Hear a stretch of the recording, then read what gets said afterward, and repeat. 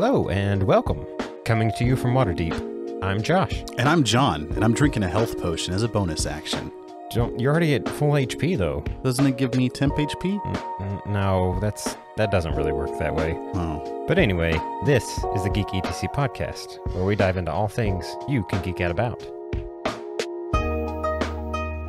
And welcome back. Welcome. I've already been here too. This is nice. We're not coming in just getting right on the the mic. You've been like hanging out for a while today. Yeah. Because. So every other Saturday we have a D&D game that we play that you GM. You are the game master. Do you prefer DM or GM? I don't know. That is a good question, actually. Because I guess technically sometimes you're not in a dungeon. So you're not the dungeon master. You're not always in a dungeon. Well, true. I think that, the game is always going. And to be honest, like the dungeon like if you tell somebody like, well, I'm a dungeon master, they're like, oh, leather. I get it. But that's not, I think I like game master maybe more like GM. I like but game master. I think I like calling myself, I've named myself in a few of our one shots, like on Roll20, I'm like master of dungeons just because it's fun to say. True.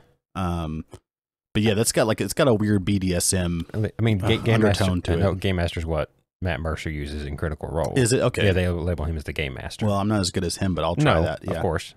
But ouch. Not the you're a great GM. Though. Thank you. You're the you're very much so the best one I've ever had. Thank you. I appreciate that. So, and I've had two. No, I've had maybe three at this point. Or no, 4. I've had 4. Yeah, 4, and you're by far the best out of any of them. Well, thank you. Yeah. I try. I love it. I love doing it. Yeah. So we are every other Saturday. We do we play on Roll20 with some of our folks, some of our friends, but we're all local too. That's the thing. We're all local. We play Dungeons and Dragons 5th edition, and for the first time, this current campaign that I've been running started in when 2020. I think 2021. Was it 2020? Was it that long ago, or was it 2021? You know what? It might have been April of 2021. Actually, because it's already 2023, so time is flying by. But for the first time ever, we're going to have the group of, and some of them you haven't even met face to face. We're going to be playing in person at your place here at the studio, and doing a in-person game for kind of like a big climactic finale to a chapter that you guys are in. From what you tell us, we're coming to the end of an arc, a story arc in our current game. Yep. Where we are currently traversing through the water plane. The elemental plane of water. The elemental plane of water. We've got our boat, the Sea Fire, as we call it. That's right. And yeah, it's a pretty epic story so far, and it's been ever building, gathering forces to conquer this current task that we have at hand. Yeah. So hopefully you guys will live. If not, then we'll roll some new characters. Oh no, the problem of having a new D&D character. What a struggle. It's so difficult, isn't it? I mean, it is kind of like picking which of the 20 you have in your mind. It's hard, man. It's that hard. You want to play next. You're like, I'm going to probably be stuck with this person for maybe a couple of years. Yep. So I hope I like them. Yeah. I think like it's good to have one that you aren't super in love with as like your first one. I think, and that's what one shots are great for. That is what we're really good for. I've got like 20 different ideas. I want to test them out. And like, all right, let's do one shot so we can at least just test out a character build. And I've had multiple we've played that I'm like, all right, now that I've actually played it, I probably would want to change things on it and stuff. Yeah. But yeah, there was one of the characters you're thinking about playing in the future. We did the level 20 one shot of with him, and you were like, because your math, even though it was through Roll20, which is a online TTRPG simulator, where it rolls the stuff for you. It does all the math, calculates everything for you. It does all the calculations for you, but man, if you had to do that in your head.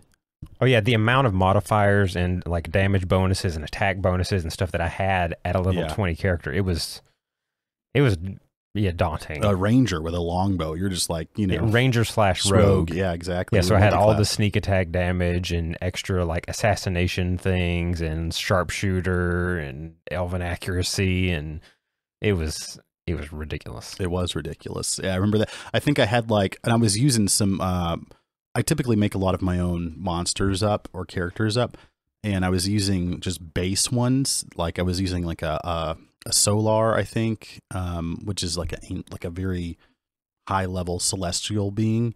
Right. And I think you one-shotted like a Solar. There was some bad dude we were down in like that dungeon underground, yeah, and I snuck up on him, so I had a surprise attack, which was an auto crit. Yes. And I had my sneak attack damage, plus Yes. all the other stuff I mentioned. Yeah. So yeah, like with one shot doing like 80 damage, which is... No, you did more than that. Oh, no, I'm thinking of a different situation that I was in in a different game. They all blur together. Yeah, no, it was well over triple 100. digits. Yeah, it was well over 100. Because he was just, yeah, that was a wild one. Yeah, but so yeah, we've got our game here in a few hours after we record. Yeah. The other players are gonna come over. My wife is currently cooking some food and making snacks and drinks and things for everybody. I think it's gonna be fun. I'm really excited to actually, physically have your character sheet printed out, be able to roll some physical dice for the first time in this game. Yeah. Clicking on it, like it's nice at doing all the math and you just click on your attack and it does everything. That's super nice. But at the same time, there's something special about rolling those things and having that luck come into play, especially when you roll a natural 20. It feels like so much more because you did it. You rolled it and you got that thing. You didn't just click on a button and it's like, okay, well, there's the numbers. It's a lot more exciting. And part of you wonders how the computer, like obviously it's a game of chance regardless, right? Like there's obviously statistically how many times you're going to roll certain things, but when you play in person or when you roll dice, even if you're just playing Monopoly, there seems like to be like, right. Maybe if I put the 5 up and then I roll it with the 5 up with 3 shakes, maybe it'll come out like this. I feel like, there's the like, put it in both hands and shake it up, blow on it, shake it hard, and then like toss it out kind of maneuver. But then there's the like, you have it in your palm, but like again with a certain number facing up, and you just let it just barely fall out of your hand, as to attempt to let it just only roll a couple times versus like scattering in the dice box wherever you roll it. And so I feel like you're kind of adding different levels of chance to your own personal rolls if you do it yourself. Yeah, and sometimes I wonder what the computer like. Whereas it's just pure mathematics, random RNG, numbers that it just pops up kind of thing. And I do like, for those that play on Roll20, you can actually go on there and enable like virtual dice. So when you play with like somebody that's got a spell that does like 5 or 10 D8, it takes a second and you'll see all these dice scatter across your screen, and then it gives you the number. Or when you especially do a crit and there you see like 20 D4s like roll out, fill up the computer screen of dice. That's always exciting to at least see it on that. So, but again, doing that in person and having a handful of dice, and it's even worse like whenever your GM, like they do something and then like they have their DM screen or whatever up, and then you just hear like 10 dice roll like behind the screen, and then you're like, oh, that's a lot of dice. Like something, whatever they're calculating, something bad's incoming. Yeah, there may or may not be some of that today. That's one of those things. That is another thing too. Like as a GM, I like doing on Roll20. I typically don't do video. I prefer just to do over Discord, do audio. However, as a GM, sometimes I find that that being able, like the body language is like 80% of language, right? And it's a huge thing, and I'm excited about that, especially for this like the climactic part, because there's some other elements in it that I'm excited about kind of getting into my NPC characters for. But I also I wish, like, I like being able to do like big motions with my hands and that kind of thing. It's a whole nother level of communicative interaction. As a, like, you got the theater of the mind where you're just imagining what the person's saying in your head. Of course, on Roll20, we've got a lot of good visualizations with the maps and stuff you built and all that stuff. I use a lot of maps. So that's really helpful. But yeah, just when your GM's like telling you and describing things or being, role-playing a certain character, being able to physically, communicate and act that role and stuff does go a long way. Yeah, and I think that's one thing that was kind of daunting when I first became a GM, is I was scared of the theater of the mind in just like general things. So when Critical Role, we both enjoy Critical Role, right? Matt Mercer rarely he only uses maps for battles. For battles, right. Exactly. And so it's all about painting everything well enough. And then you paint it well, but then you also leave it up, just like a good author would do, you leave it up to people's imaginations as well. Mm-hmm. You don't have to be like, well, there's 15 bricks that goes up and then 20 that go down. You can say it's a marble room and people will automatically like maybe. And people may have different visualizations for what that room looks like, but that's also okay. That is okay. That's fine. Yeah. And that's part of like, that's what makes books so special is everybody gets to visualize stuff in their minds. Unless you're one of those people I've seen recently where there's like some people that can't picture things in their head. I've heard about that they're like, they're not able to picture, they're not able to visualize things in their imagination or in their heads. That kills me. Which the thought of that doesn't even make sense to me. No. At all. No. Like I can't imagine not being able to imagine things. Like dragons. Imagine dragons. Hey. I can't, same thing, man. I can't imagine that. Like it wows me, and I was like, man, that's just gotta suck because I'm such a creative like person. I'm always in my own head. Yeah, me too. Creating worlds and stuff, and I can't. It would be so difficult for me. And I imagine people that have that mindset, or not that mindset, but or I don't even know if you call it a disability. I think it's just the way a trait, a trait, character trait of that character person. trait, whatever your feature. Yes, if you have that feature, you didn't take the imagination feature. You didn't take the imagination feature, so you're going to take it at a later level. Yeah. But if you didn't have that, I imagine it would make things like audiobooks or podcasts or something like that very difficult media to deal with. That's a good point. Or like, just like listening to that. Yeah, imagine like because a book at that point, I feel like it would just be words on pages. That is the definition of a book, ladies and gentlemen. I mean, but like the act of reading the book. I agree. Yeah, it would just be. That sounds boring. It would be like reading a math book, right? Which to those math nerds out there that love it, hey, I mean, there's probably people who are visualizing the math in their heads. What's y equal right now? Exactly. You don't know. Nobody does. Someone probably did. That's the scary thing. Because I made the rest of it up with my imagination. It's wild that happens to people, like where they're just born and they can't picture things in their head. Right. And I think it's only through, that's one of the good things about social media, like is people have brought that like to like, hey, I can't do that. It's kind of like the story. There was a kid in my school. He was in elementary school, and it wasn't until 5th grade he realized he was colorblind. Oh, really? Because he just thought everybody saw the same shades of gray. Huh. It wasn't until they did one of those dot things. Yeah. That he was like, what numbers? And and everyone else is like, what do you mean? That's a 12, homie. Yeah, you can't see that. And I mean, that's a predominantly male thing, it's like much higher. Yeah, right. And then like red and green is one thing, but this kid was totally colorblind, and he had no idea. He had no idea until they did the thing, and he was just like, what? But I've known people who are just barely red and green colorblind. I know one guy was trying to go aviation in the military, and his green colorblind was just a little bit, but it kept him from being able to read radar. Oh yeah. So that kept him. Can't they just change the radar to blue? It's just like a video game. Like in Fallout, your Pip-Boy, you just change the color, the interface color. You can make it amber. You can make it blue, green. That is one thing that's nice about most video games is they have those colorblind features too. They've added those accessibility features in there. And it's even funnier because a lot of people that use it are actually just using it because the color is more defined and it's easier. In like, metagaming. Yeah, in like Call of Duty, that pro players will choose those other colorblind options because it's easier to see. You can like differentiate in foe and friend easier. So yeah, that's interesting. Imagine that'd be hard too. Like imagine if you were colorblind and you were limited with like what you could imagine in your own head. Oh man. Wow. And I mean, and like at a lesser level, I kind of relate a little bit that like as a kid, like I didn't know I needed glasses till I was doing driver's ed in high school. That's a throwback to another episode, I think. I think we talked about that a little bit. Probably so. But yeah, like I didn't know until you look on the little device and try and read the signs and you can't read any of them. They're like, I think you need glasses. And then you're like, okay. And you go to the eye doctor and you get your first pair of glasses and you're like, everything is clear and sharp now. I can see.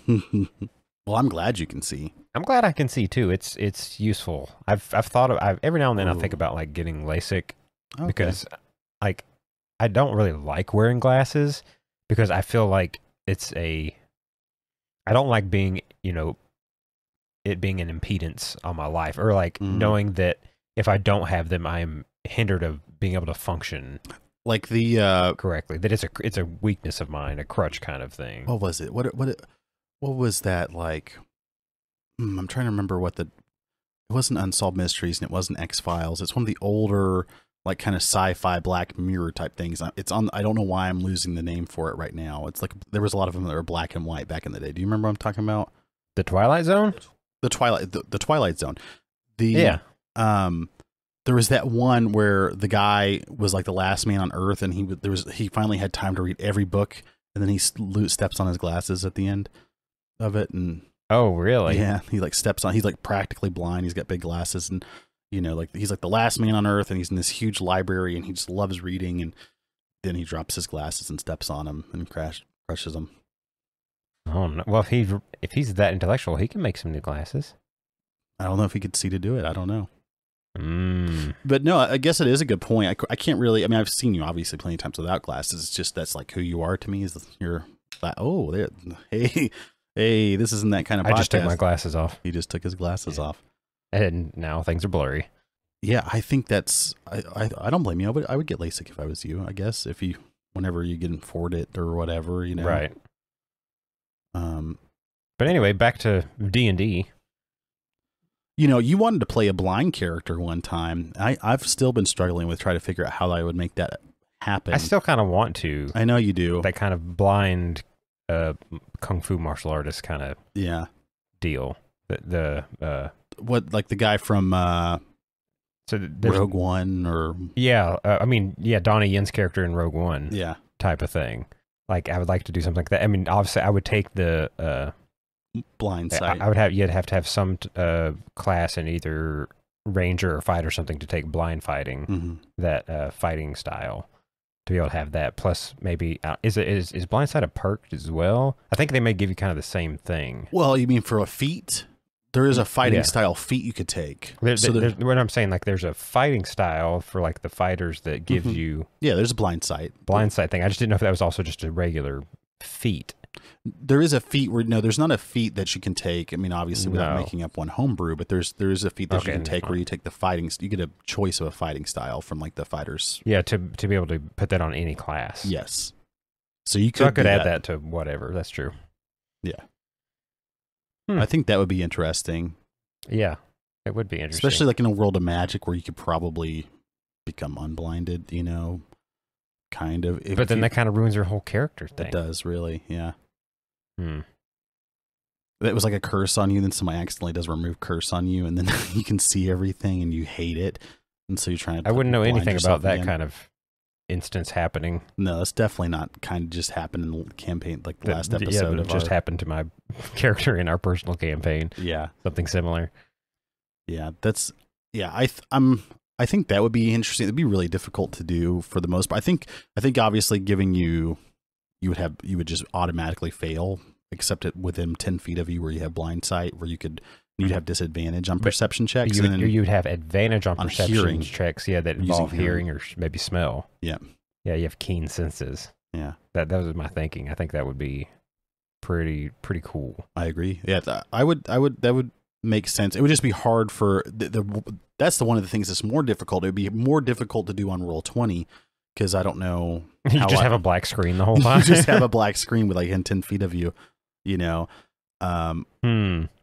everybody else, I just would have to give them like perfect vision or whatever. I would have to make the screen dark all the time. I don't know. But in a real game, not that we're not playing a real game, but in an in-person game, that's much easier to do.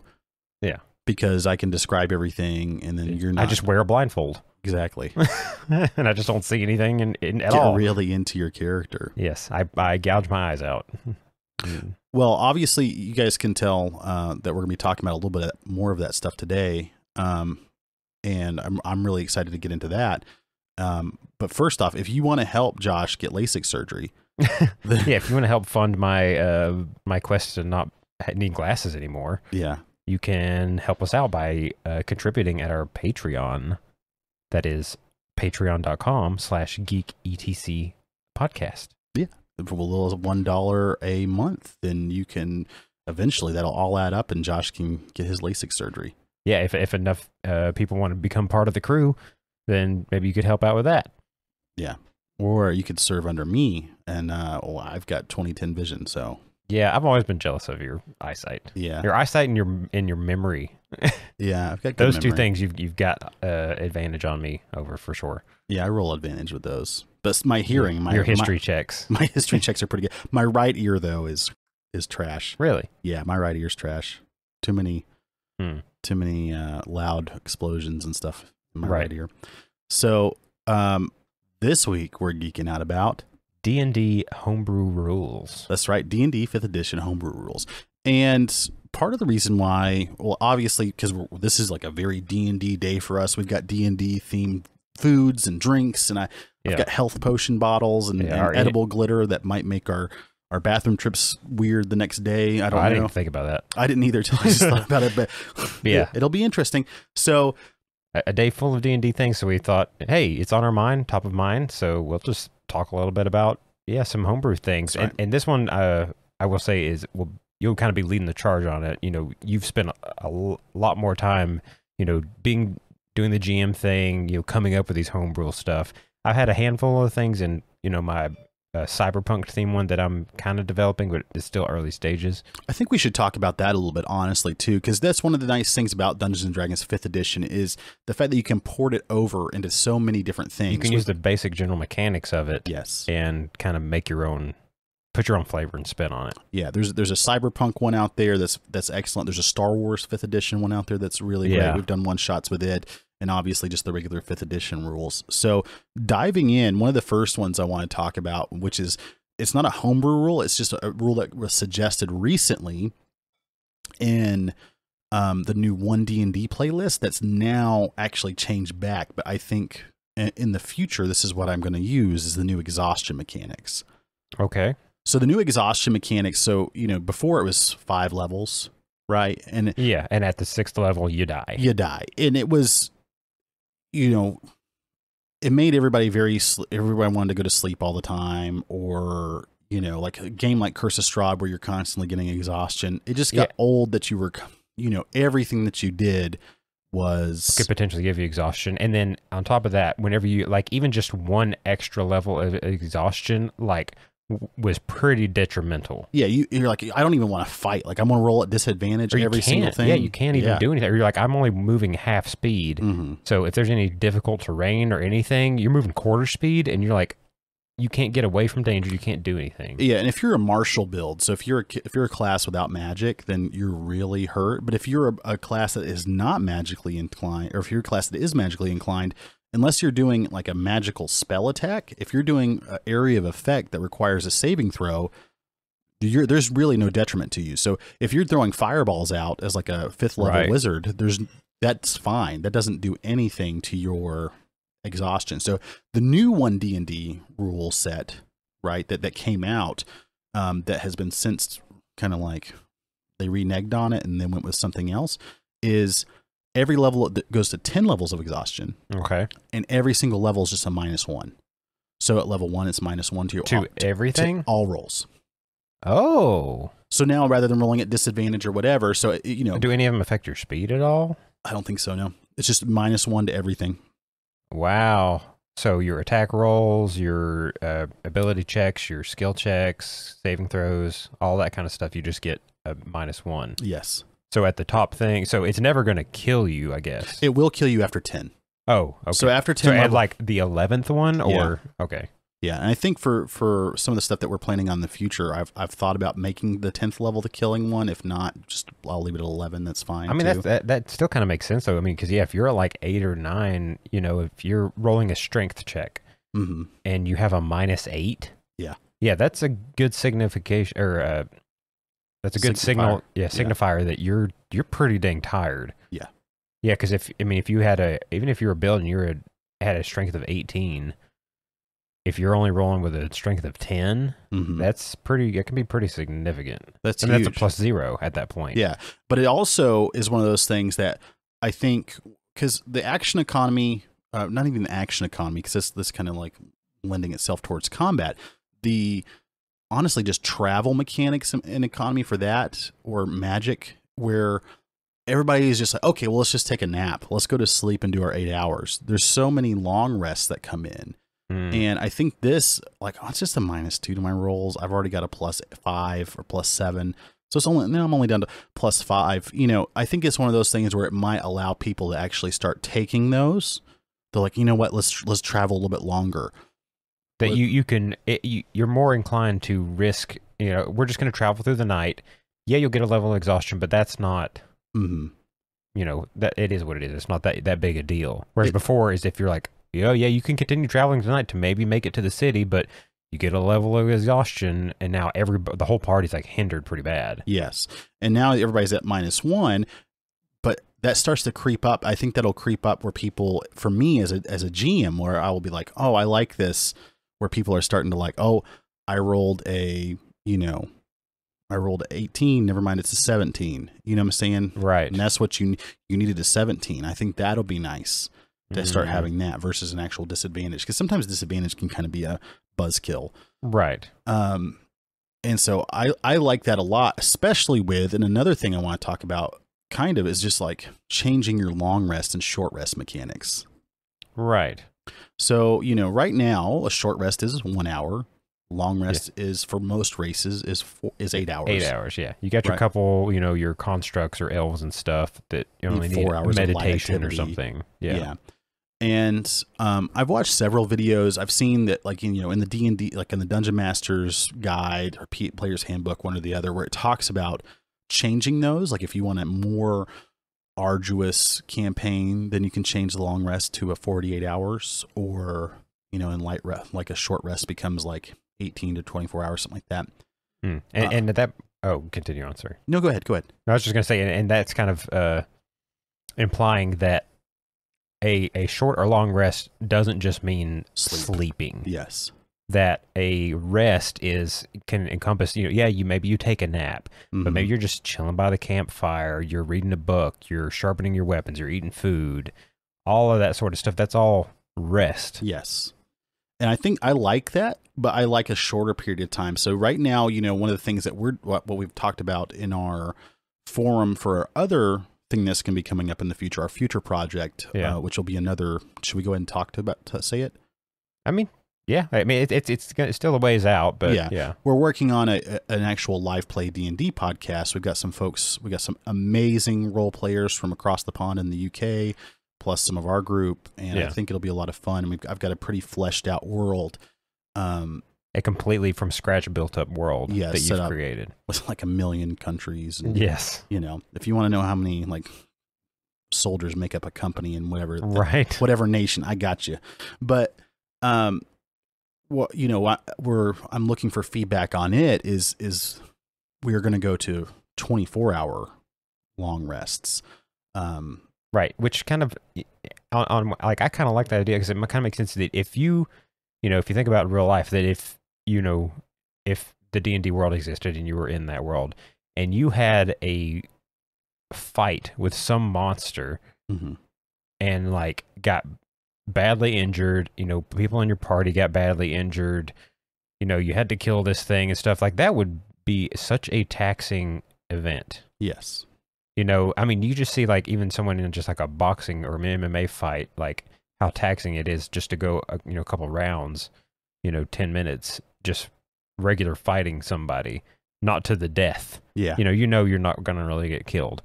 But if you're fighting for your life against a monster, that's really going to take a toll on you. So, like, it kind of makes sense that you will have to, you've got to take time to stop, bandage wounds, you got to have time to heal. Yeah. You got magic that can help with those things, but that gives you time to do those things. But it also makes the you being able to get your magic, your spell slots back more difficult, because now you have to wait. So now in the mechanics that I'm looking for, it'd be like a 14 to 16 hour short rest.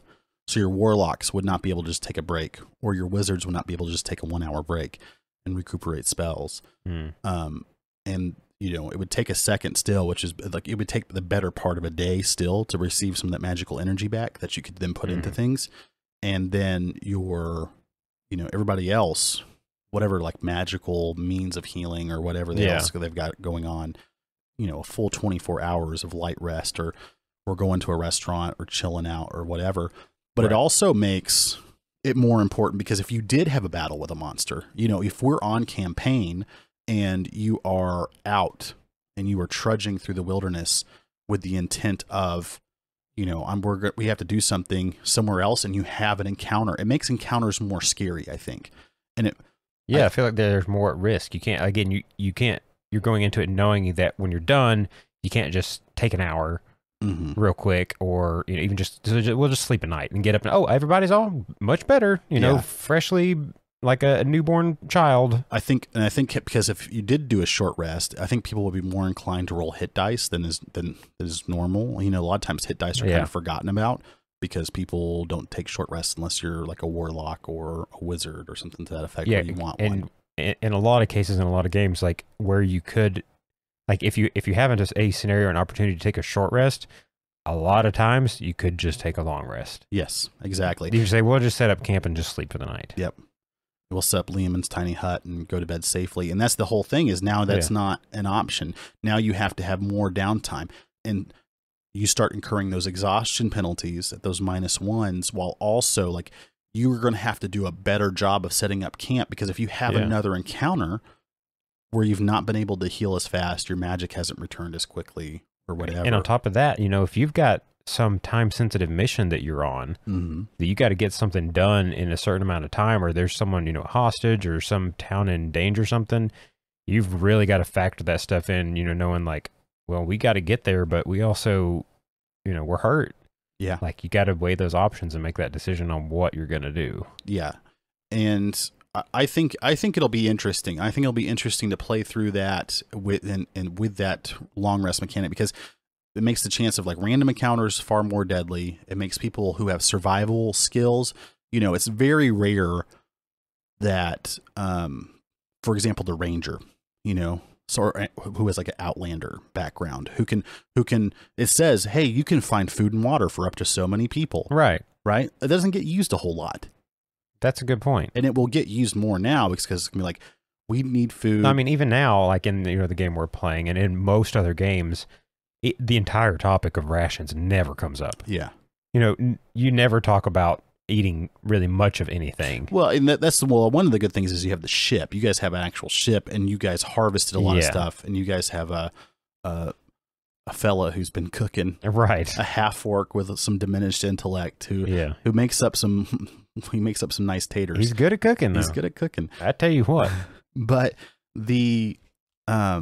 it does. I think it'll make one of those things like, we have to set up camp. We need to rest. Who's going to go out and get something? And I think it also makes like there's one of the optional ranger features is you're able to remove a level of exhaustion during a short rest. So that would allow you to, if you were a ranger, you can kind of push the pace and have like a couple levels of exhaustion where you're getting a -2 to all your skill checks under our other homebrew rule, or the one D&D playtest series, and then you're able to lose 1 over the short rests. Then you sleep off the second one, and you're kind of a more, get after it guy. You kind of have that survival aspect to yourself. You're used to. You've lived on the edges of society and been able to forage and survive on little. Yes. And make your way. Yeah. And I think that'll also be good, because I would also, one thing I would also want to do with that is make people who have proficiency in medicine able to do more healing, rather than just a cleric.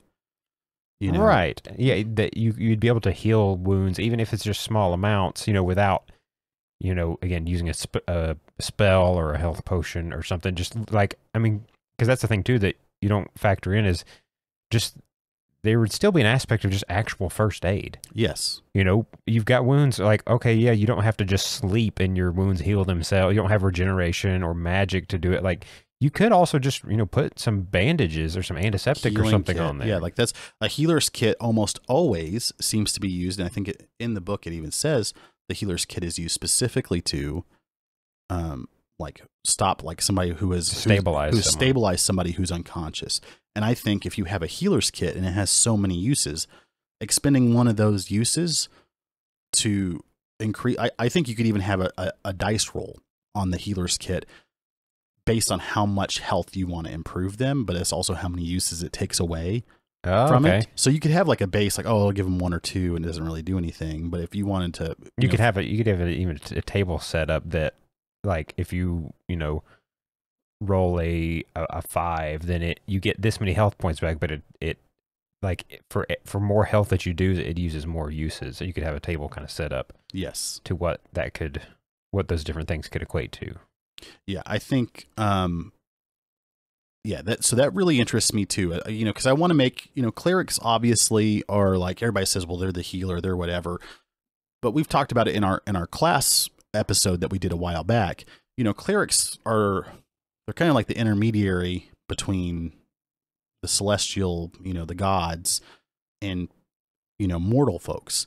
And they're also not just regular old healers. I imagine there would still be hospitals. There's still places that have, people who fix people up. The clerics just has that extra ability where they can magically heal people. And it's a very unique thing. And it's not what you can go find a dozen clerics. There probably be no clerics in the hospital, Right. Unless there was a cleric who set up a hospital, kind of like a Knights Hospitaler thing. And that also, opens up the availability too, that, I'm sure there's been many cases, many D&D groups that none of the party members like want to play a cleric. Yeah. But somebody's got to play one. Like you can't have a campaign without a healer. And that's one of that is something that I don't want to use the word hate because it's too strong, because I like that people are concerned about party dynamics. I don't like that somebody has to say, well, maybe I got to play a different class for party makeup. As a GM, I want to be able to like enable people to play whatever class that they want to play and have a successful campaign for the most part. So if everybody wanted to play a human fighter, they should be able to do it, as long as one person, like, hey, oh man, we need to get healers kits and do that kind of stuff. Or on top of have somebody that maybe specializes or focuses on, they just stock up their backpack and their supplies that they have with more of that stuff. They carry the group's medical supplies. Yeah. And in that guise, you would have, I would think healing potions would do, like a basic healing potion would do more off the get-go. And obviously that would also improve with level. So you would, instead of doing 2d4 plus 6, maybe you're doing like 2d10 or 2d12. Put more importance and I guess just more magicalness into things like potions. Yeah. Because it's a magical thing. Yes. And so, have more significance to that is the word I was looking for, is make them more significant, that if you have a magical potion you're drinking, it does magical things to you. Whereas, you can still just heal yourself. Yeah. And then whereas that you use a healer's kit, that's like I can use it once on you to get HP back, but that's it. And whatever I roll is what I roll. And that's kind of, for this series of injuries, that's all that's all you can get from that healer's kit. Yeah. And I think you make healing potions slightly more rare, right. more definitely more expensive. And sure. Like a good commodity. I like the general idea of making things those magical, either whether it be like enchanted magical weapons or potions and stuff, making those more rare, more valuable, and more significant. Yeah. When you find them. And I feel like that's one thing I've kind of screwed up in the past, especially with your guys' campaign. I've given you so many toys sometimes. Which is fun. But I think the reason why is because some of the campaigns that you and I have played in, it was kind of very few and far between. So to kind of compensate. And so like I was like, well, I really liked getting a thing. And also I liked finding and I create most of my own magic items and giving you those as well to match, and some of them are, like your character is a minotaur and you have a specific axe that I've built from the ground up because it's kind of leading you.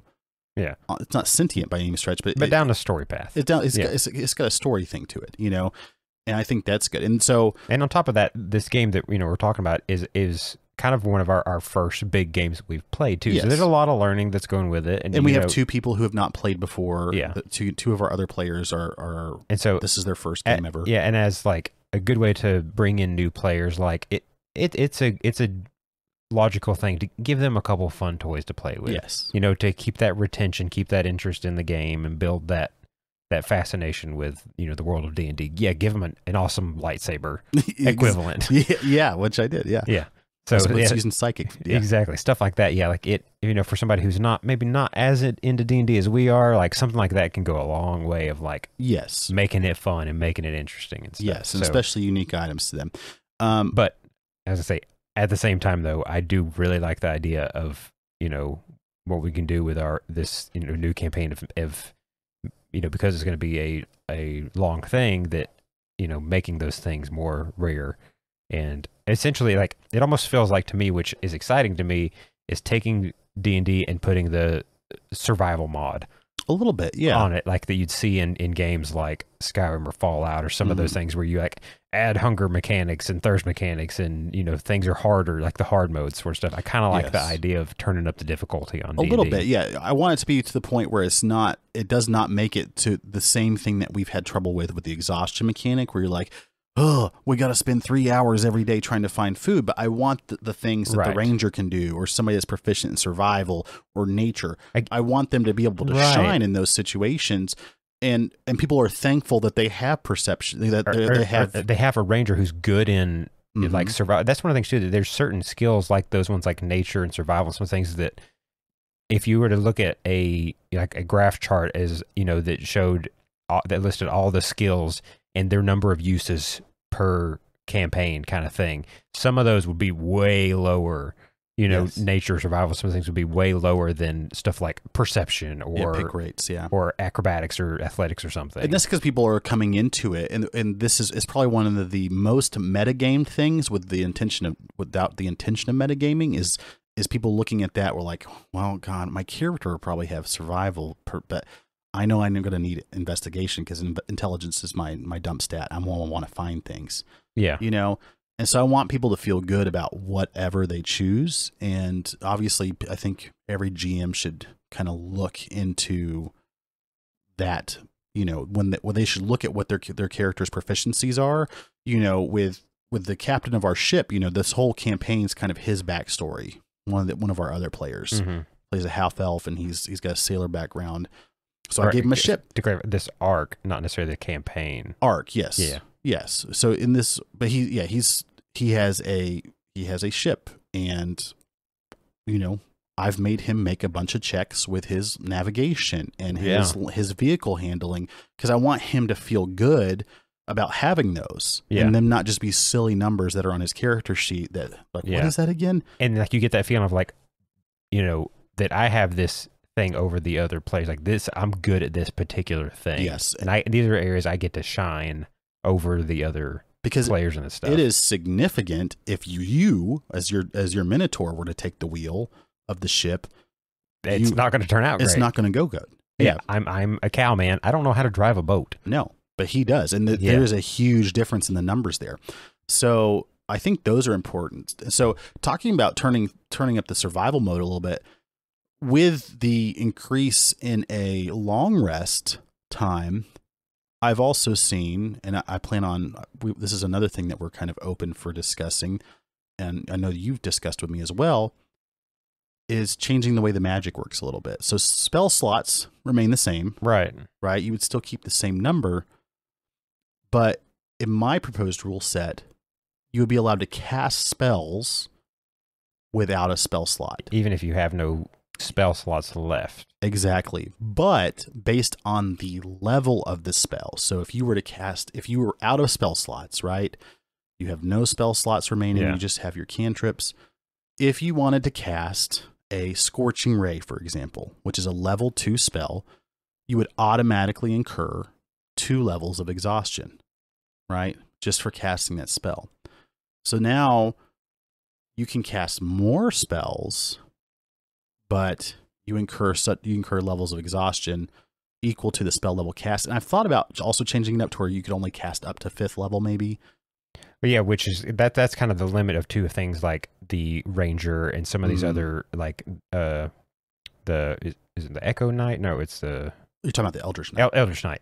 Yeah, that they have that have these half casters and stuff that's as high as they can cast. Period. So I think I kind of like that. Yeah, because they get their 5th level spell slot so far down the line. That's okay with me as well. And I think with that too, that when you get above 5th level in spells too, you're getting in some pretty powerful, crazy stuff. And I think that's about that point where, you know, in that logic that we're using for this new magic mechanic, that if you as a wizard or something tried to cast such a powerful thing with no innate, you know, magic reserve left in you, it would almost be too much of a taxing toll on your body to handle. Yes. Which is kind of the point behind this. Which is kind of the point behind this. I want somebody to be able to like tap in, and I want them to drain, because when they're out of spell slots, there's never like any type of, you know, unless somebody's a good role player where they say, oh, that was my last spell. And, you know, they do a really good job role playing. Yeah. I just cast a 3rd level spell. And then, you know, blood begins to pour out of my nose and what, like if you do that kind of thing where you're role playing it well, that's fine. Mm-hmm. I want to give you something that helps out with your role playing by saying you are now, because everybody does a really good job of playing tired or like physically and mentally exhausted. You cast a 4th level spell. I want you to now, if you were already at 2, now you're at 6, mm-hmm. and you're really, really, really tired. Right. As well. And like, it's that kind of equivalent that, you know, most people have been in situations where you've been doing some physical labor and you're tired and you don't feel like, or, you know, if you're at the gym working out and like you've done, you know, the number of reps and you're like, I can't do anymore. But in your mind, you know, you could do another one. Yeah. You could do another deadlift, or you could do another set of reps. Like, when you do it, you're going to go to muscle failure and you're going to be done. Yes. But you can squeeze out a little bit more physicality. And that's the goal of this. And it also plays with, do I do it? Because I find that sometimes people with leveled spells, a lot of times they'll revert back to a cantrip, or they'll be really cautious. It's kind of like me with grenades in video games. I love using them, but sometimes I'm like, oh, I got to hold on to them. Yeah, in case there's a boss or something later. But then there's not, and then I just lose my grenades at the end of the mission. You kept the rocket launcher the entire level, and you could have used it to take out a tank or wraith, but you never did. So I want people to be able to use, like, you know, if you're a 3rd level wizard and you've got a couple 2nd level spell slots, I want you to be able to like, all right, one more time. You know, my party needs it. You throw it out there, and then because you sacrificed your own stuff to maybe help them out with a more powerful spell, they're going to have to kind of help you out for the next long rest or two. I was saying that comes into play too with those rest mechanics of, you know, you've had an encounter and you maybe used some of your higher level stuff or some of your spells, and you know, we've all been in that situation in a campaign where you, just due to the nature of what you're doing, it came into a second encounter and you haven't had time to rest yet. Mm-hmm. But again, your party's like down and out. You've maybe got a person that's already unconscious, and you know the big bad doesn't have much left in them, but things are looking kind of bleak.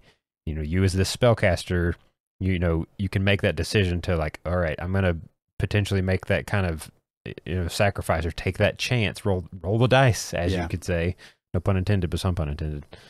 That I'm going to cast this 4th level or 5th level spell to hopefully just end this. I'm taking a chance. You know, I'm pushing that last little bit, and I may hurt myself doing it.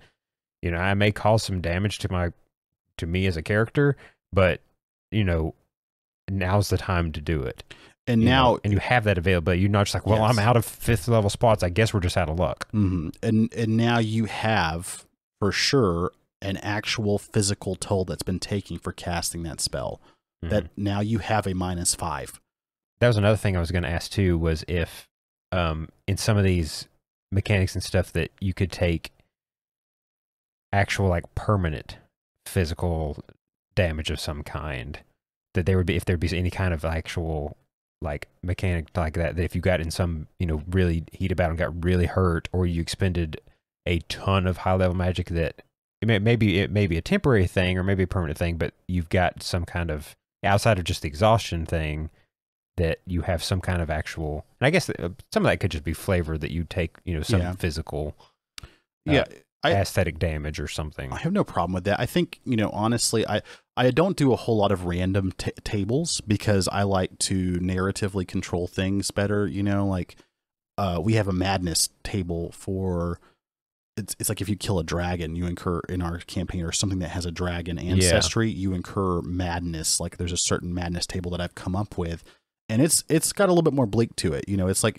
there's some stuff that can happen in it that's not fun. I would think that the same thing, even if you used those to a certain level or to a certain exhaustion level, or even for martial characters or whoever, even if you just take a critical hit from somebody, I think critical hits should matter on you just like they matter to everybody else. Not only are you getting extra damage, but maybe you're -1 to your attack rolls for a while because you got something nicked. One of your tendons is hurt. You know what I'm saying? And then you can roll you took a critical, we roll a D100, see what that does, and then we roll how many days is it going to be? Right. Based on you have a recovery time table. A recovery time table. Exactly. You know, just thinking about it from that question mark, I think that's a good idea. Yeah. But I also don't want to make it so tedious that people are scared. Yeah. But you don't want to get into that realm of in video games where you have to repair your weapons. Yes. Like where your weapons degrade over time, or your guns and stuff like that gets old. That gets so horrible. Yeah, or they break over time, and you're like, well, I've got to use something else. Where like you don't want that equivalent type of thing for your character. No, yeah, we want, that's the main thing is I want all my players to have fun. I want them all to feel like heroes, but I also want them, because I think that's one thing that would help, especially with some of the level power creep, because a lot of people are afraid to run games over like level 12 or 13. Like a lot of campaigns start or end at level 12. Right. Because they think that like, well, if you're a level 20, you're pretty much a demigod. But once you start taking into account, like if you start, you know, you're not able to get these good rests, if you're out and about and you're going through your magical spells quicker and you're not able to recover them as fast, you know, once you start incurring those levels of exhaustion, start taking critical hits that you start getting lingering injuries. I think those type of things are super helpful. That's another thing that you mentioned a long time ago in one of our first podcasts was GMs don't like running games that late because they're like run out of stuff for their players to fight because they kind of become these demigods. Again, you're just not being creative enough. Well, I think not being creative enough is one thing. And I also think that there's certain things that matter. Like, I think most players there's some players that are super latched onto their character, and character death for them, if their player character died, it would hurt them. Yeah. There are others though who just like me and you, like I like my characters. Oh yeah. But I'm still like I love all my characters, I but want to play all of them. If one of them died, then I'd be like, I've got like 3 more lined up that I'd be more than happy to jump into. Yes. And I think with that said, if you're a level 20 character, right, and maybe you're not scared of dying, but you have a NPC that's your friend, you have a commoner, you have like an entire city, you have people that you care about, make them fail that. You can fail at more things. You can fail at life. You know, I fail. Amen. I fail at life all the time, right? And I'm not dying. Right? That's not the only time. It's just like a video game. Yeah. Oftentimes there are like, oh, mission over because you killed, like somebody got killed or something happened to the person you were supposed to protect. The hostage you were rescuing got destroyed or killed. Or one of those horrible escort missions where they don't follow you correctly, right? But anything like that, you can still do the same thing, right? I could take the person that you love. I could take somebody from your background or whatever, and I put them in a situation where it's like, you know, you kind of get that Christian Bale Batman thing where he goes to the wrong address and he gets, you know, Harvey Dent versus, you know, his girlfriend, that kind of thing. Right. You know, now it doesn't matter that he's still level 20 and he's got full HP. The person that hopefully you're playing and you've got, you know, you're enjoying role playing is now the person that they care about's gone. Right. You know, look at those character flaws, look at those character bonds, you know, do something with those. Yeah. I think that's huge. That is for sure. I agree. So I think that adds like a little bit of extra power to mages and to like spellcasting classes if you were to do that -1 per, like, you know, being able to cast outside of your spell slots. Again, cast higher levels without spell slots, but it taking a toll on you. I think also one thing that I like, and I've implemented in this campaign, but you guys don't really use it, but I would want to make sure that it's done. And because it's not been used a whole lot right now, I want to make sure from the get-go in our actual live play podcast is the Midgard weapon rules. Right, and that's one of the things that every time you mention it, like I'm like, oh yeah, and I want to use that, but I forget that it exists. I think I need to, just personally, I need to like have those on some separate document or something on my computer that I can just open up and have open, more accessible, either just like on my desktop or something. I think if I just have that more accessible, or maybe even put it somewhere, the ones that I would use on my character sheet. I think that would help with is anything that would apply to my character in that game that I can make use of, put that under my features and traits stuff. And so that way I have it visually. I think I just haven't taken the time to do that.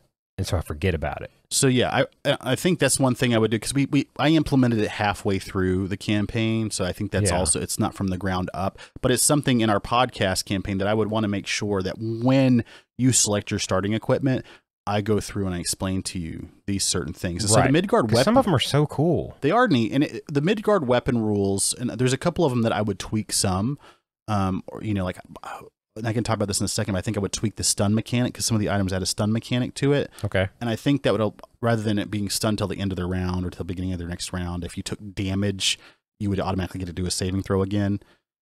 So you wouldn't be stunned. I think that would be better, because, you know, I also want the key point stun from a monk to be more like, oh, that's a real hit, you know, kind of thing. Versus like, now I'm hitting you with a hammer or with a sling, you get stunned. Like you have the equivalent of like someone just punching you in the head, and I mean, like, that's going to stun you and stuff, but you're going to come out of that fairly quick. Whereas again, if you in the D&D world, if you have, you know, the monk, you know, doing that like death touch thing, or like the stunning strike, the Vulcan death touch thing, and like literally like knock them out and like you're paralyzed kind of thing. Yeah, that's two different ends of the spectrum there. So I want them to be stunned, but I also don't want them. I want the magic and the key points that a monk uses in their gameplay to feel still unique, and not that just somebody with a sling can do it.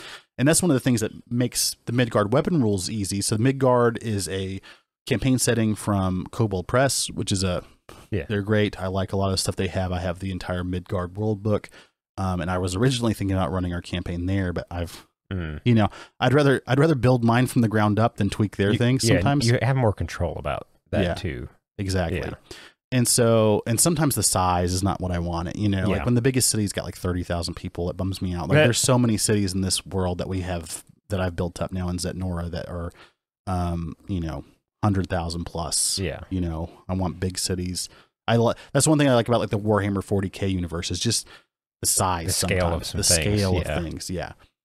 And so certain things in the Midgard weapon rules, they're just like an optional rule that you can have, and they're all dealing with weapons, and a lot of it is stuff that just like logically makes sense if you were to think about it.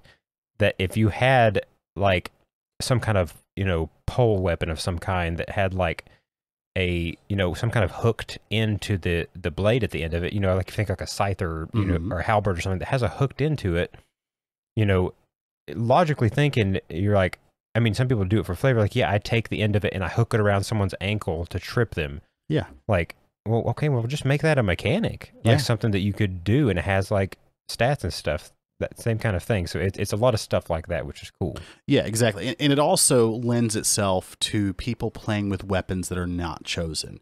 You know, I've never seen or heard a character, or even like a bad guy, and I don't think there's probably really a lot of bad guys in the player, like the monster manual, that are running around with light hammers. Yeah, there's definitely, in the same thing I talked about, those skills that are used a lot less. Like, I guarantee if you pulled up a chart of all the simple and martial weapons and listed them as far as pick rate, there's some that are going to be like 0. A bunch of them are going to be 0. They're just like, they're just kind of boring, and they're like, and even just stat wise on them, they're not nearly as good or as beneficial as some of the other weapons and stuff. No, exactly. And so certain things, so let me see here, like the light hammer, for example. So the light hammer is not really ever used, but it's a simple weapon, right? Simple weapon that you can use. And the Midgard weapons, right, it has a couple of things it can use. There's 2 different actions. One's a dazing blow.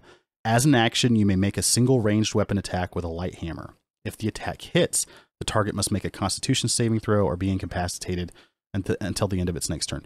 I would do that where like it is incapacitated, or like you're stunned until you take damage, then they get to save at advantage then on out, right? So you get to kind of like knock them silly for a round a little bit, unless they get hit again, that kind of snaps them out of it. Right.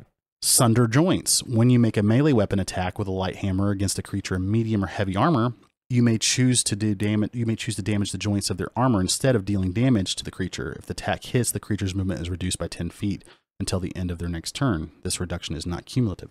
So, so you literally, you have the hammer and you hit them in the shoulder pauldron, and it's like caved in. Yes. The joint of that. Yes. Making it where, yeah, you can't move that shoulder as faster as well. Exactly. And so, like, a lot of these weapons, you know, they have at least 2 things per weapon. They also add a composite bow, which I like adding in there because the longbow only does 1d8 damage base, and I think having a d10 long range weapon for martial classes. I mean, yeah, exactly. Consider you're pointing at yourself because you like that. Yeah. Considering that, you know, an Eldritch Blast, a level 1 warlock is doing 1d10 damage, right? Oh. And then at level 5, they're doing 2d10 damage for a cantrip. Yeah. I think somebody that has multi-attack should be able to do 2d10 damage at level 5 as well. Yeah. So, but the crossbows, you know, there's, you know, you can distract people, you can do splintering shots, you can pin people to walls, and almost like as a grapple mechanic. The sling, Oh yeah. you know, you can. There's one for the sling. It's like underdog strike. As an action, you may make a single ranged weapon attack with your sling against a creature at least one size category larger than you. The attack deals normal weapon damage and an extra 1d4 bludgeoning damage per category size. So it's like a David and Goliath. Yeah. Kind of thing. Yeah, and then it's got the head crack where you obviously stun them until the beginning of its next turn. But obviously, I would tweak that a little bit because I want the stun to feel more powerful from the monk. But I think like those Midgard weapon rules are something that are like should be looked at, and I think it adds, like, people like playing Battle Master sometimes because they get to do these certain maneuvers. Adding those specific things where I can use a tripping attack with my glaive or whatever on top of doing something else as a Battle Master, I think. Oh, kind of combine those, like that one of them's just, Yes. it's just part of your attack. Yeah. You get to do these special maneuvers, but then you combine that, with some of these other things. You could come up with some pretty damage. You could come up with some pretty cool combos, I'm sure. Yes, and I think it helps with the power creep of the arcane classes and their stuff, you know, because people say that martial classes are outclassed, you know, for lack of a better term, by At a certain point, the magic becomes so powerful that it just kind of leaves the martial classes behind. Or people, you know, you see people make fun of it. Well, especially the fighter class, you know, which I think the fighter can be such a unique. You could role play wise, you know, it has a lot of fun that you can have with it. And people are like, well, you'll see them do like, oh, this is just what the fighter does. They just attack 3 times, swing, swing, swing. And I think if you were able to, like, you know what? No, I'm going to instead try to pin him to the wall or something like that, where you're actually starting to get, you know, you're making choices other than just attack. Disarming attacks, right? Or, you know, there's some of those that use a reaction. I think the one with the rapier, if you have a dagger and a rapier, it allows you to use your reaction to make an attack roll. And if that attack roll is better, or if it was going to hit you, use your reaction. If it was better than, equal to or better than the attack roll made against you, the attack now misses. You parry them. You literally get to parry it, and you get to use an attack roll. It's using a reaction too, so it's not OP. And that's one of those things that, like, there's certain enemies and, you know, characters that if you disarm, that most of their strength is in whatever the weapon they're using. So if you disarmed them, then you've like crippled that enemy. Yeah. For all intents and purposes, that they not be able to fight, or, you know, they may just have unarmed attacks, which would just do like 1 damage. Yeah. Well, the flail's a good example. I like the flail sometimes just for flavor. You know, one of the characters I was using had a flail, and just because I liked it, you know, I was another character that I have done a one shot with at level 20 was a blade singing wizard, and he had a flail. Yeah. And the flail was what made the sounds for the blade singing wizard. It was like this, you know, whistling sound based on the way that the holes were drilled or whatever. And the flail seems like a cool weapon. And with this, now it is, you know, now you can actually come over top of a shield and hook the shield and pull the shield away. Now you've just reduced that person's AC by 2. The way that a flail would be used in real life, like in medieval times. Yeah. That's actually how they would use it. So. Yeah. And it takes into account like bludgeoning and piercing damage, you know, like the war pick does extra damage to armored targets and that kind of thing. Yeah. I like that. I like giving martial characters more agency, more things they can do. Yeah. Where they're not just, you know, swinging away. Because, you know, one of my favorite ones was like that completely makes sense. It's like whip mechanics. Oh yeah, that like is one that, I mean, everybody, you know, first thing pops your head is Indiana Jones. Yeah, and stuff. And, so yeah, of course you would be able to, use it to whip it around someone's ankle to trip them, or to whip it around a weapon to disarm them, or, even just around something, to swing from potentially. Yeah. Or to, around just a person and yank them towards you to pull them 5 feet closer to you or something. Like a whip particularly is one of those that has a lot of different features to it. And that nobody really uses. Yeah. But maybe you would use it. It only do like 1d4 damage normally, so it's not that useful. Yeah, it has reach, but it's not super useful as far as just damage. But if you can add all that utility to that, then that becomes a much more viable weapon. Because there's some people that add cantrips as they go as like mage classes where, like, I'm never going to use lightning lure, but I get an extra cantrip. I've already felt good with my 3 or 4 I had. I want somebody else to be able to, like, what, I've got a whip. Yeah, if I need to use it, I'll use it. Yeah. Whereas I've given some characters better powered whips in my games, or I've given them magical weapons. And I think I like giving magical weapons an extra little thing that they can do on top of things. But I think this is good. I think Midgard weapon options, tweaking those to your game where martial characters can now have more options rather than like I rolled an 18, miss. Okay, I rolled a 17, miss. Okay, well, maybe I wanted them to I want them to get pinned to the wall. I want to pin their cloak to the wall with a throwing dagger while we run away. Now you're adding utility to a martial class that they might not have had before. Or just like the light hammer. If I've got arcane armor coming at me and I crack it and, I'm a rogue and I run away. I was going to say, even if it's like, if it's, reduces their speed, even by 5, that could make the difference on whether or not you can escape something. Yes. If you're just trying to run away and escape, them being just a little bit slower than you can be all the difference in them not being able to catch up to you. You hit them with a light hammer, your buddy hits it with a ray of frost, and then you guys are out of there, and the movement's halved on top of being, dropped by 10. I mean, that's a huge deal. Oh, yeah. Then that adds utility to somebody that might not have used it. Or you're a mage class who has to get into a weapon thing. You get into a scenario where you've run out of spell slots. Yeah. And you just got to fight. You got to fight. Maybe now I want to pin him to the wall with a dagger or with my light crossbow that I get as a warlock who gets Eldritch Blast that I never use. You may not get some more powerful martial weapons or something, but you've got simple weapons that can still be utilized effectively. Yeah. Because if you're proficient with a weapon, I think that's one thing we think about. Like wizards are proficient with certain weapons, slings, quarterstaffs, that kind of thing. If you're proficient with it, that means you know how to wield it and you are dangerous with it. And so you're not, even if you are playing the person like, the old man or whatever wizard who's scared of, physical confrontation, you're still a dangerous person. Like if I put a quarterstaff in your hand. So I think that's a good thing to have in your back pocket. Cause a lot of classes start like I think the sorcerer starts out with 2 daggers or whatever. Being able to throw one of those and pin somebody to the wall so you can get away and cast a better spell, big deal. Yeah. For sure. One thing I want to talk about, and it's an optional rule versus a homebrew rule, and it's in the Dungeon Master Guide. It talks about flanking, right? And I think flanking is seen as one of those things that everybody just has to do. And I've seen online. Everybody has kind of different ways of doing it too. Everybody has different ways of doing it. And a lot of people get annoyed if Dungeon Masters don't do it or Game Masters don't do it. And they'll be like, well, am I flanking? They'll just say that they're flanking. And the DM doesn't want to use it, which is their choice, right? That's an optional rule. DMs don't have to follow the optional rules, right? No. I think that flanking, for me, I've liked, and I think you guys haven't minded doing it, is you kind of get 1 at advantage. So if you're a martial class that has 2 attacks, you get 1 attack at advantage, and then the next one, they start intelligently defending. So you kind of think about it logically that if you're in a real scenario that, you hit somebody, they're going to know they're hit.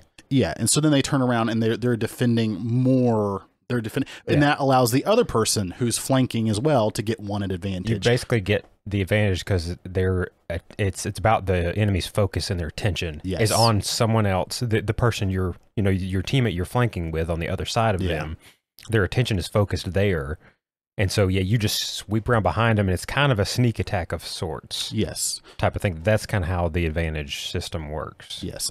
So I like that better. I think that's a little thing that I like. If you're a DM who doesn't like that, or you're a GM who doesn't like flanking, try that. See what you think about it. That's just kind of my own rule where I just say, like, once the first attack hits them, they are now intelligently defending themselves towards that target. And then if the other person wants to do it, they get one at advantage. Essentially, they're going back and forth, and they're going to be pairing one way with their sword and pairing the other way with the sword. But those are just a few things. Honestly, we didn't get to talk about as much as I'd like. I was say on that real quick too. That also prevents, if you're a character being flanked by two enemies. That's true. That at least helps out so that you're not getting advantaged attacked on every single time. Yes, I use that with you guys as well, where you're now able to intelligently defend against one person or the other. Good point. Yeah. So that's just a few of our rules, and we've talked about how we are going to have our live play podcast at some point. We're in the process of setting that up. We got some great people. There's a lot of theory crafting and a lot of world building, a lot of stuff. A lot of world building, and some of my characters have some. Your wife has been helping me out with one of the pantheons. And we look forward to that a lot. We're really looking forward to this afternoon. Yeah. Where we're about to go play some Dungeons and Dragons. In person. And hear the clickety clack of dice. And I am going to go make some Philly cheesesteak sliders for you guys. Oh, yes. I'm starving. So I love the sound of that. Yes. So, hey, if you want to support Josh's LASIK surgery, patreon.com, Geek ETC podcast, find us there. And also, listen, hey, follow us on Instagram. Let us know what your homebrew rules are, what you like, if you hate mine, or if there's something I should tweak or whatever. If you got suggestions on really cool ones, send them our way. We love it. We might incorporate them into the game if they're, they seem pretty cool. Absolutely. And, you guys can follow us on Twitter, Geek ETC Podcast, on Instagram, Geek ETC Podcast, and on YouTube. Yeah, we've got the podcast uploaded there as well if you prefer to listen to stuff on YouTube. A lot of people do with podcasts. You can go find us there. Search one word, Geek ETC Podcast. Subscribe, please. Yep, please. Yeah, give us a subscribe. And if there's, podcasts you like, give them a thumbs up. Yeah. Click the, as everyone else says, click the notification bells if you want, new notifications on when new episodes come out. And I'll tell you this much, new episodes come out every Wednesday. Every Wednesday on all the major podcast platforms, Apple, Spotify, Amazon. And if you could too, if you're enjoying it, we haven't really mentioned it much, go on Apple, give us a rating. Oh yeah, a review would be sick. Yeah, rate the podcast, rate it 5 stars, of course. And give us a review, to tell us how awesome the podcast is. And share it with anybody you know. Spread the word. Absolutely, guys. And just, remember, geeks fight better together. We love you guys. Glad to have you. And let's go roll some dice, man. Yeah, and remember, in whatever you do, always remember to keep geeking out. So, those steak sliders. Oh, yeah. They're going to be good. Yeah. They're going to be... But I think it should give you, Matt, temp HP. If you temp HP, some extra hit points? It should give you temp HP. I don't know. I'm down.